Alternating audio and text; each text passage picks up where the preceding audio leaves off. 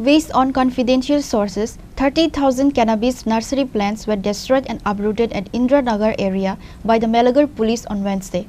According to the report, no one were arrested. The Melagarh Police has taken investigation to this case. On Wednesday, a raid was conducted with the assistance of Melagarh OC Devashish Saha. The Melagarh Police has raided at Indranagar area and 30,000 cannabis plants were destroyed and uprooted. However, nobody was arrested according to the report. While speaking about the incident, OC Devashish Saha said with the assistance of State Police, the NDPS Act was invoked.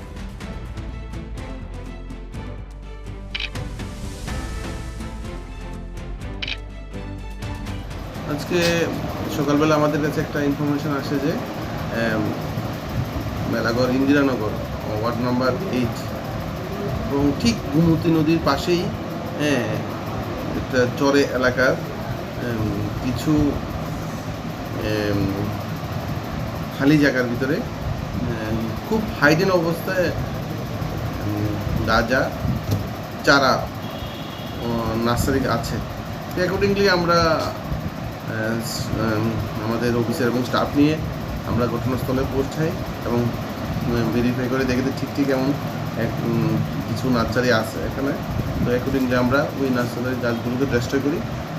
মোটামুটি 30,000-এর মতো nursery গাঁজা স্ল্যাবিং ছিল, এগুলোকে আমরা destroy করি স্পটে। এই প্রথম শুরু হলো মেলাগড় গাঁজা অভিযানে, গাছ কাটা অভিযান। আগামী দিনকে এই ধরনের অভিযান থাকবে?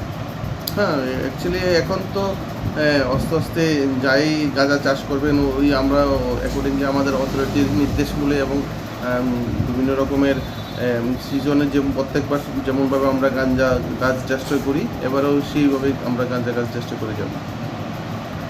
There was no information about any arrest. The police have started taking investigation into this matter.